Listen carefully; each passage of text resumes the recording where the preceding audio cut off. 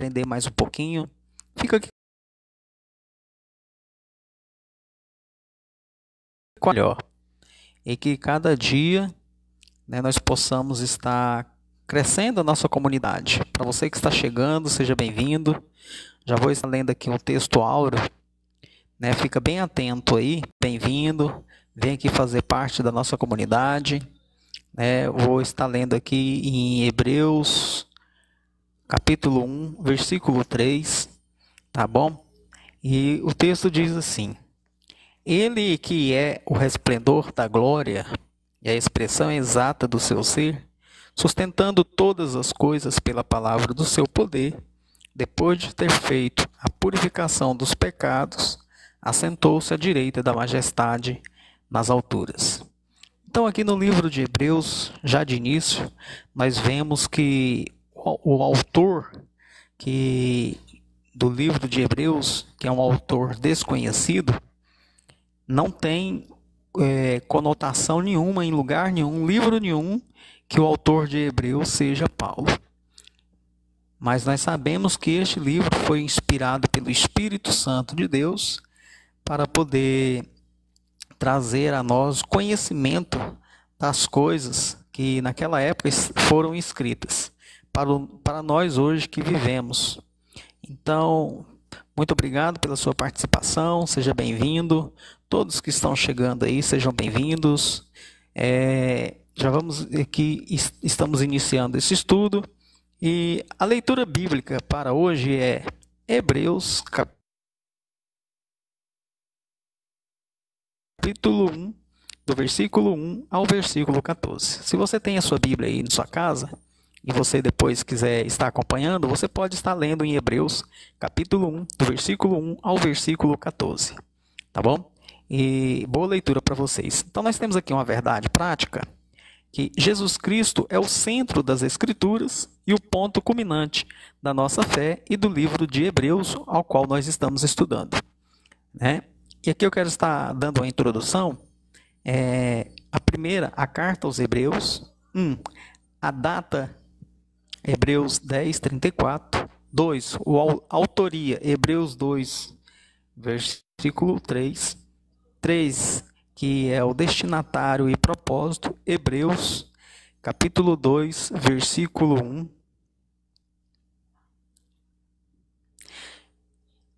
E quem é Jesus? Ou quem Jesus é? Hebreus 1, versículo 3. Para você quiser acompanhar depois. E essa introdução aqui já está nos falando que o primeiro ponto é o resplendor da glória de Deus. Hebreus 1, versículo 3, parte A. E no ponto 2, expressão exata de Deus. Hebreus 1, versículo 3, parte B. E o ponto 3, sustentador de toda a criação. Hebreus 1, versículo 3, parte B. Ponto 3, o que Jesus fez. Hebreus 1, versículo 3.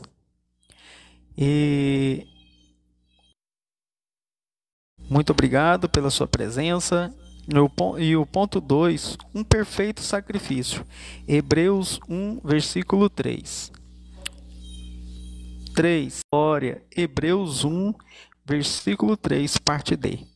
Então, muito obrigado pela sua presença, seja bem-vindo. Se quiser continuar na live, quiser participar, já pode subir para a janelinha. Já deixa aqui os seus likes, os seus compartilhamentos, sejam bem-vindos. Deixe seus presentes, muito obrigado pela sua presença. Já vamos estar aqui iniciando esse estudo. Este livro de Hebreus, ele é um livro bem complexo. Muitas pessoas leem o livro de Hebreus e não conseguem entender, né, o que o autor traz. Mas nós vamos estar aqui dando início a esse estudo para que nós venhamos compreender. Para você que quer matar a sua curiosidade a respeito do livro de Hebreus, vai acompanhando aí. E muito obrigado, venha fazer parte da nossa comunidade, compartilhe a nossa live e seja muito bem-vindo. Que Deus te abençoe e muita atenção nessa hora. Introdução. A carta aos livros de Hebreus talvez seja o livro mais relevante para nos levar a entender o propósito do Antigo Testamento. Então, gente, para você entender o Antigo Testamento no Novo, você precisa ler a carta de Hebreus, porque o livro de Hebreus, ele vai falar muito a respeito das coisas do Antigo Testamento. Ali é a respeito ali do, vamos dizer assim, iniciando o livro de Êxodo, Deuteronômio, Levítico, né? Aqueles livros ali iniciantes que nós temos ali os Pentateucos. Então você vai entender, né? Porque o livro do Antigo Testamento, ele é a sombra das coisas futuras. Ele é a sombra daquilo que aponta para a realidade, que é Jesus Cristo. E no livro de Hebreus, quando você lê, você começa a ter uma compreensão do Antigo Testamento. Porque aqui no livro de Hebreus, nós vamos ver que ele vai falar de sacrifícios, ele vai falar de anjos, ele vai falar de Melquisedeque, vai falar de Abraão, de Isaac.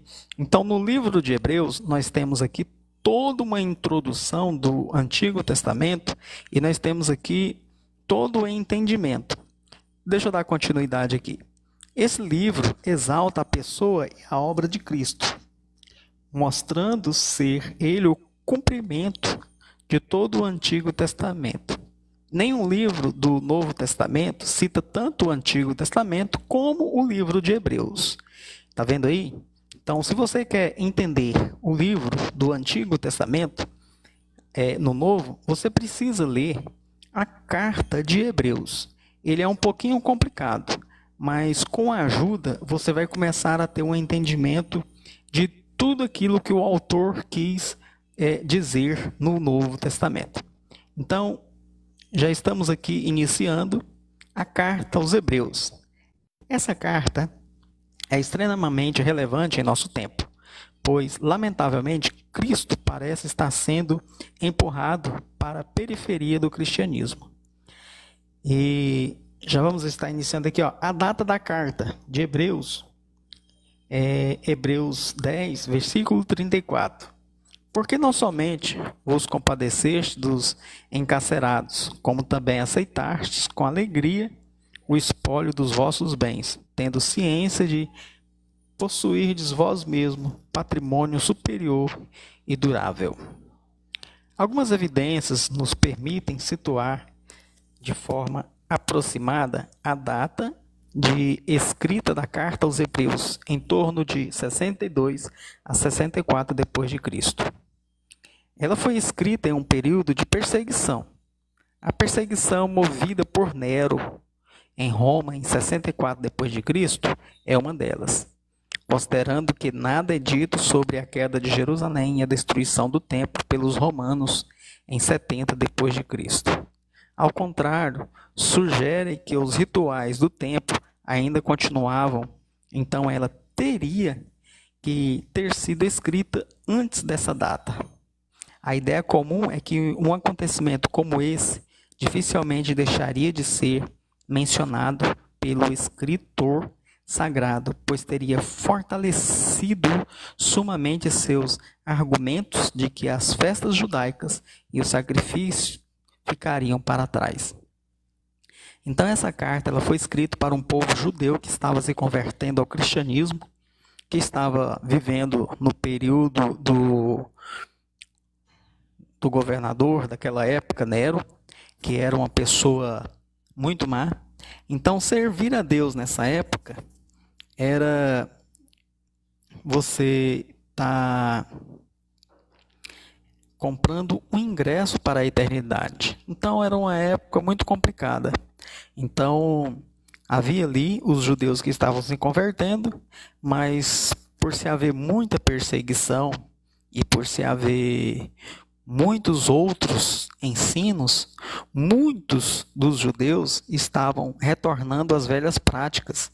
Eles estavam deixando o cristianismo para poder voltar ao judaísmo. Ou então muitos ainda permaneciam no cristianismo, mas misturando com os sacrifícios e as coisas do judaísmo da antiguidade. Como Cristo já veio e já cumpriu todas as coisas nesse período, não precisava mais dos judeus, voltar às velhas práticas. mas precisava se permanecer em Cristo Jesus e naquilo que Cristo deixou, né, como edificação para a igreja, porque agora eles não precisavam ir, mas oferecer sacrifícios, né, mas tinham que estar ali, congregando em uma igreja e servindo ao Senhor Jesus ali na igreja, que a igreja foi o que Cristo deixou para o seu povo, não é mesmo? E aqui nós vemos que muitos deles estavam voltando para trás. Vamos lá para o ponto 1.2. Autoria, Hebreus 2, verso 3. Como escaparemos nós se negligenciarmos tão grande salvação? A qual, tendo sido anunciada inicialmente pelo Senhor, foi-nos depois confirmada pelos que a ouviram. A autoria de Hebreus é desconhecida e tem gerado um debate interminável, que vem desde os primeiros séculos da história da Igreja. As dificuldades neste que cito são evidentes. Nenhuma igreja é particular e é citada. Não foi um escrito endereçado a alguém em particular, como ocorre em outras cartas. E, por último, não há saudações pessoais na introdução. O autor já começa sua carta com uma discussão teológica. Não seremos dogmáticos nessa questão. Aqui, todavia, nomes como Paulo, Lucas e Apolo são mais prováveis. Alguns indícios podem nos ajudar e nos aproximarmos do seu autor, embora a questão não possa de modo algum ser fechada. São eles. O autor foi um homem. Então aqui nós já vemos e descartamos que todos aqueles que nós citamos ali, Paulo, Apolo, Cefas, Lucas, nenhum desses foi o autor de Hebreus, mas nós vemos que foi um homem que escreveu o livro de Hebreus. Ele usou a forma masculina de um verbo ao escrever sobre si mesmo no capítulo 13 e versículo 19. Era um profundo conhecedor do Antigo Testamento. Então, nós vemos que a pessoa que escreveu o livro de Hebreus, ele tinha muito conhecimento do Antigo Testamento. Terceiro ponto. Ele conhecia pessoalmente seus leitores originais, inclusive Timóteo. Hebreus 13, 22 a 23, e tinha um cuidado pastoral por eles.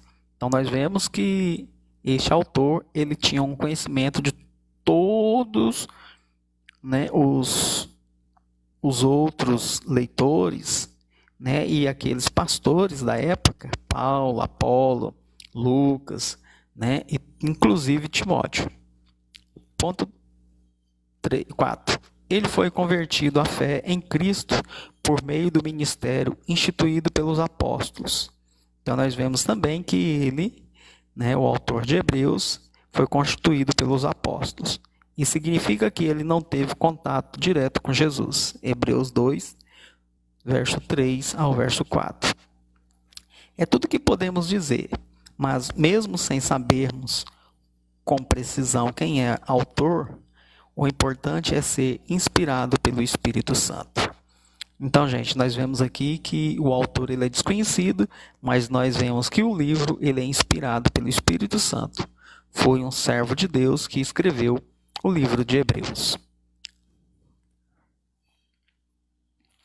Tá aí, ó, Hebreus e Tiago. E nós vemos aí, né, o livro que nós estamos estudando. Vocês veem aí na imagem aí, né, uma imagem linda, né, ali de Israel, né? Então colocado aqui no livro para poder demonstrar o que nós estamos estudando, né, que a dificuldade de se servir ao Senhor. Ponto 3, 1.3. Destinatários e propósito. Hebreus 2, verso 1. Por esta razão, importa que nós apeguemos com mais firmeza as verdades ouvidas, para que delas jamais nos desviemos. Como o próprio título deixa claro, Esta obra foi endereçada aos cristãos hebreus oriundos do judaísmo que estavam sofrendo perseguição do Império Romano e pressão de grupos judaizantes para abandonar a crença na divindade de Jesus, voltando aos ritos sacrificiais da lei mosaica. Alguém sugeriu a seguinte pergunta: quem trocaria um luxuoso carro novo por outro velho enferrujado? Somente uma pessoa insensata faria algo assim. O livro de Hebreus foi escrito para pessoas que estavam em perigo de fazer exatamente tal troca. Eram cristãos pensando em deixar seu relacionamento com Cristo para voltar a viver sobre a lei de Moisés. O escritor vai mostrar de modo contundente e claro que não há para onde voltar. Deixar Cristo e voltar para os rudimentos da lei é apostatar da fé. Não há salvação fora de Cristo. As obras deixaram de existir. As sombras deixaram de existir.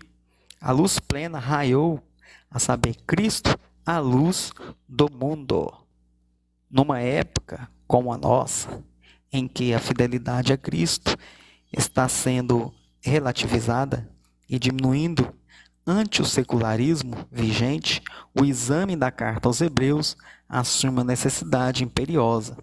Deixar Jesus é dar marcha ré, é voltar à sombra e fechar a porta da graça. O autor tem 3 propósitos principais. O primeiro propósito é ensinar que Jesus é superior a qualquer pessoa ou coisa, mostrando que ele é digno de toda confiança e devoção. O segundo objetivo é habilitar seus leitores a defenderem-se dos judaizantes, um grupo radical que não havia compreendido a graça de Cristo. Os novos crentes precisavam de mais conteúdo explicando a lei e seu cumprimento na pessoa de Cristo. O terceiro propósito é desafiar os leitores a permanecerem fiéis a Jesus, apesar da perseguição. Ao longo de toda a carta, ele inclui uma forte advertência para não abandonar Jesus. Então, nós vemos aqui já nesse início que o livro ele nos fala de pessoas que se convertiam dos judeus para o cristianismo, mas como a pressão era tão grande, eles estavam retornando para o judaísmo, deixando a crença em Cristo e voltando às velhas práticas. Então já fica aqui para nós o exemplo de todos eles, né, daquilo que nós não devemos fazer. Devemos permanecer em Cristo Jesus para que nós possamos vencer e chegar até onde Jesus Cristo tem apontado para as nossas vidas. Então, nesse início aqui, fica esses primeiros tópicos para vocês que estão aí acompanhando, né, o estudo de o livro de Hebreus e Tiago. Muito obrigado e até a próxima e o próximo estudo continuação. Até mais.